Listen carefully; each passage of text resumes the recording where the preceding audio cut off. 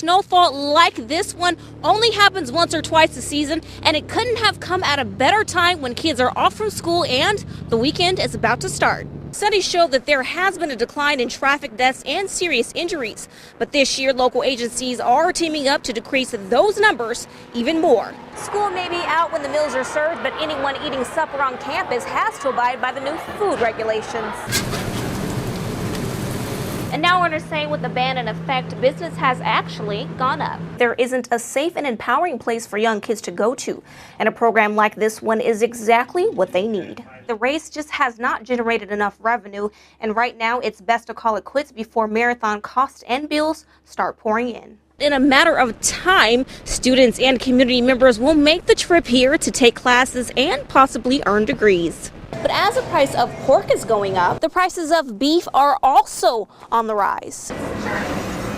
They say love usually doesn't cost a thing except on Valentine's Day. Officials are hoping locals fill these positions, and so they're encouraging Northlanders to get the proper training in order to do so. The diocese also has a program in place preventing sexual abuse in their churches and institutions. Right now, this field is pretty open and bare, but soon crews will be out here starting construction on a project that's been nearly 3 years in the making.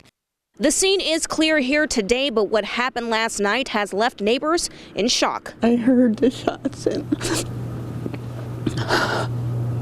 my daughter thought it was fireworks. Worried, didn't know what was going on. It was inside this Ashland home where investigators tell us 52-year-old William Sari was killed.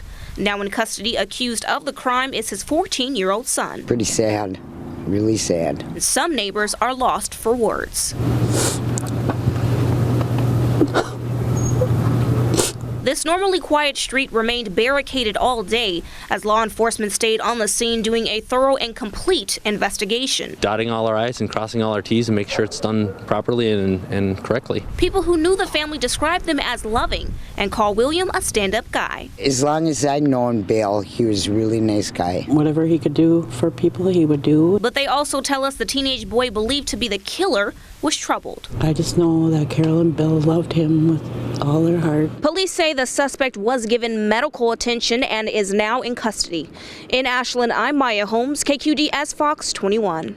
They keep telling me we're good. Doris Youngblood stays in a community-based residential home where he's able to live independently and receives 24-hour care for his cerebral palsy. It's a good place, good home, good people here. But just a week ago, he was told he had 30 days to find a new home. Made me feel bad. The discharge is a result of huge cuts made by Northern Bridges, a company that pays providers to care for seniors and adults with disabilities. The rate cuts have gone from 40% to as much as 70%. Northern Bridges used to pay providers a little over $233 a day to care for Doris. Under the new rates, they will only pay $94. They're illogical. The cost of caring for folks with significant needs is much higher than that. Doris has joined other individuals being put out of their homes in a class action lawsuit against the company. This is my home. I wouldn't stay here. My home. Attorneys say it's unlawful discrimination since the group being targeted for these rate cuts have disabilities. They are getting the brunt of the rate cuts, and they are getting the brunt of the service cuts, and people with other disabilities aren't being affected. Attorneys over the lawsuit say the ultimate goal is to get the rates back to where they were in January and force organizations like Northern Bridges to come up with a better rate system. We're going to be having experts look into how those rates are set. So Doris and other adults with developmental disabilities can stay in the community instead of institutions. I don't feel worked out. With photojournalist Nathaniel Lee Capitan, I'm Maya Holmes, KQDS Fox 21. I got some Chef Boyardee macaroni and cheese and got myself a little candy bar and some energy drinks. Jamie Hashey is just one of more than 5,000 residents in Lincoln Park, also known as West End. There are some businesses and stores, but not a single grocery store. It's just pretty rough. It's being declared a food desert, which means there is limited access to supermarkets or grocery stores. This is a desert zone for grocery stores. You got to go 3 miles one way, 3 miles the other way. and it leaves people in quite a lurch. Many of the residents are forced to get groceries from convenience stores and gas stations. Mostly frozen stuff like frozen chicken, frozen pizza, burritos. But they say the food selection is unhealthy. I would love to eat some vegetables or even just some fruit. And expensive. The little store is outrageously priced on everything. Most of these people around here are low income, trying to make it. Here at the little store, a loaf of bread costs $4.